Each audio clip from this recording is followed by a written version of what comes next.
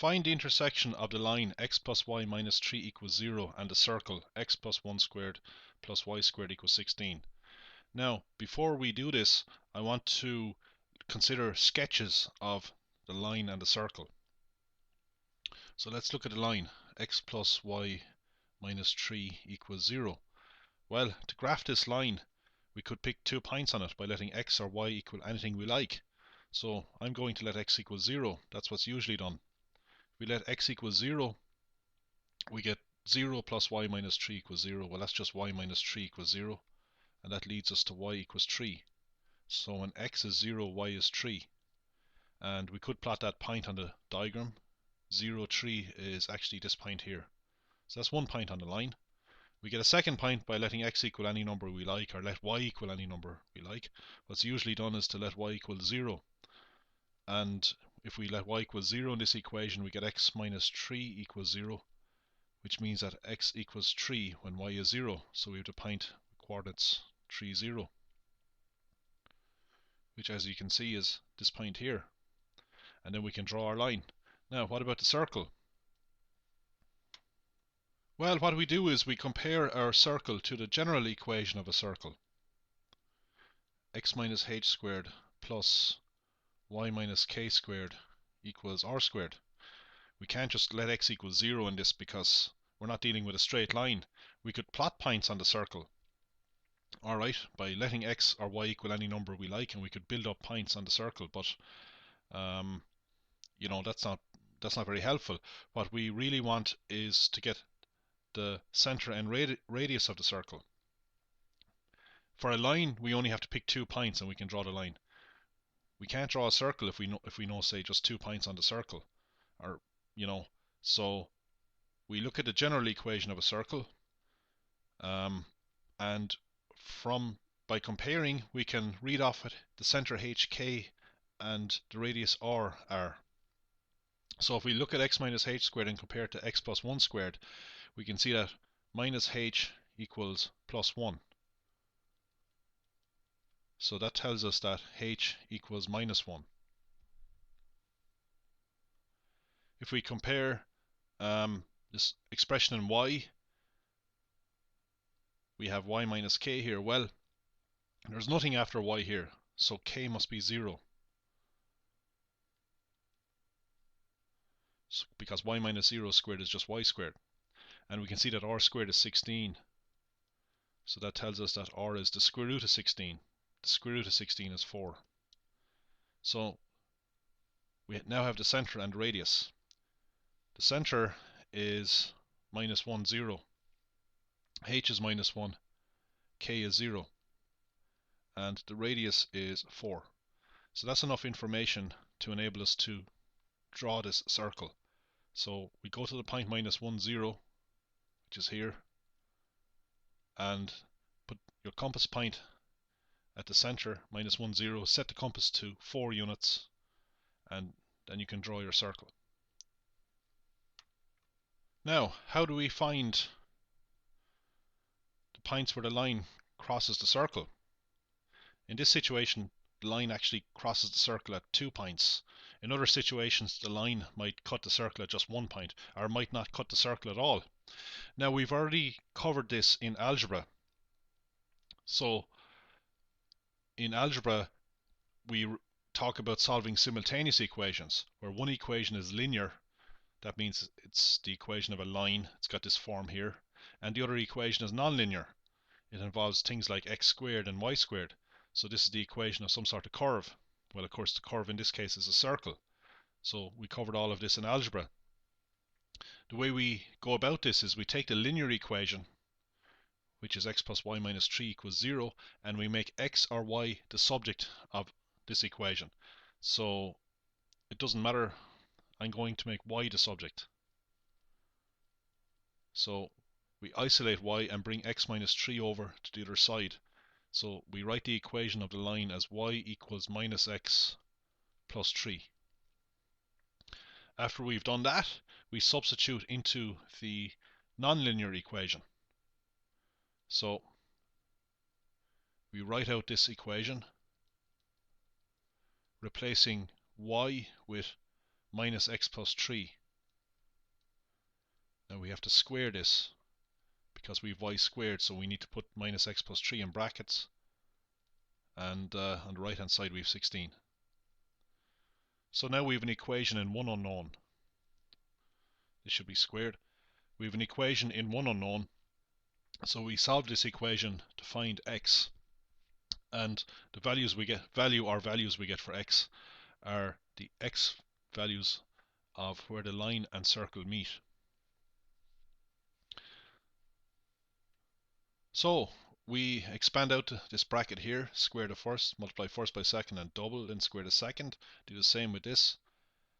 You see we're going to get a quadratic equation in x. We gather the like terms, we get 2x squared, and as for the x terms, we've plus 2x minus 6x is minus 4x. And because we want to get this into the standard form of a quadratic equation, we need to have 0 on the right hand side. So as for the numbers, we've 1 and 9 is 10, bring the 16 over, 10 minus 16 is minus 6. So we have a quadratic equation in standard form. We can try to factorize it, or we can use a formula to solve it. I'm going to factorize it because I know it happens to have factors. You can actually almost read the coordinates of these 2 points. You can see the x value of this is minus 1 and the x value of this one is plus 3. But anyway, to make it easier to factorize, I'll divide it all by 2. 0 divided by 2 is 0. Now we get factors.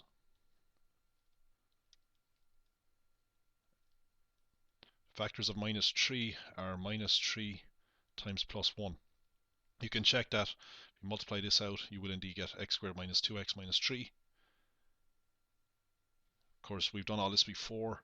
The next step is to put each factor in turn equal to 0. So if you put x minus 3 equal to 0, you will get x equals 3. Is one solution. When you put this factor equal to 0, you get x equals minus 1. So we have the x values of the points of intersection. So the x value of this point is 3, and the x value of this point is minus 1. Now how do we get the y values? Well, we go to our linear equation, that's the equation of the line, and plug each of these values in turn into it. So we have y equals minus x plus 3, and if x equals 3, what do we get? We get y equals minus 3 plus 3. Just plug 3 in here. This gives us 0. So now we have the point with coordinates 3, 0. And you can see that on the diagram. It's this point here.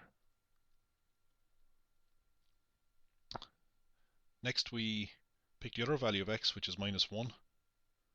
Plug that in. So we have minus x plus 3. So we're going to have minus 1. It's plus 1 plus 3. That gives us 4. So when x is minus 1, y is 4.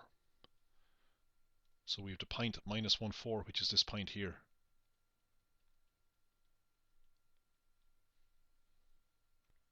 So these 2 points satisfy the equations of both the line and the circle simultaneously.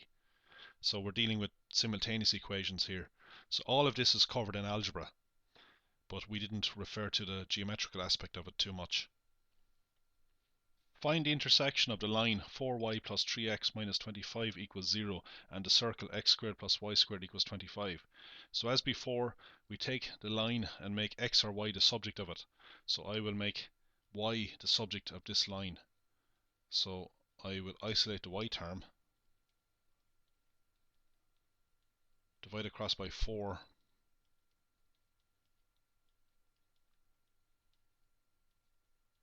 and substitute this expression into the equation of the circle. So writing down the equation of the circle, we have x squared plus y squared. We plug this in for y.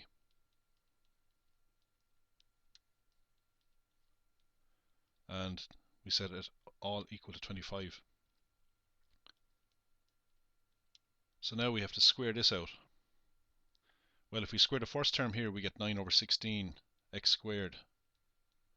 Now we have to multiply the first term by the second term and double. We get minus 75 over 16. When we double that, we get minus 150 over 16x. Then we square this term. 25 squared is 625. 4 squared is 16. Now we're going to end up with a quadratic equation, of course, so we have to get it into standard form. That means 0 on the right hand side, so 1 plus 9 sixteenths is 25 sixteenths.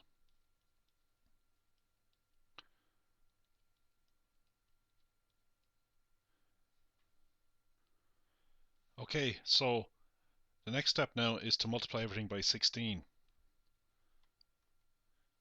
Dividing all of this equation by 25 gives us x squared minus 6x plus 9 equals 0. Let's look at the factors of this.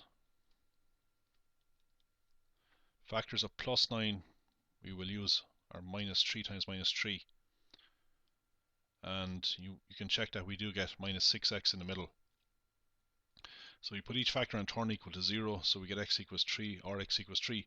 So there's only one solution to this quadratic equation. So that means that there's only one point of contact between the line, this line, and the circle. So we got x equals 3. Now to find out what y is, we just go back to the equation of the line. So we have that x equals 3. So we get y equals minus 3/4 times 3 plus 25 over 4. So we get minus 9/4 plus 25 over 4.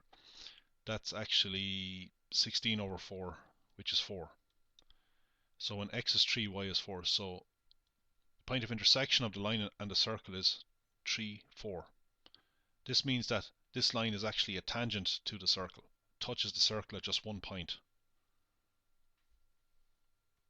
So here's a picture of the line and the circle, and the point 3, 4 is on both of them. So the point 3, 4 satisfies both equations simultaneously.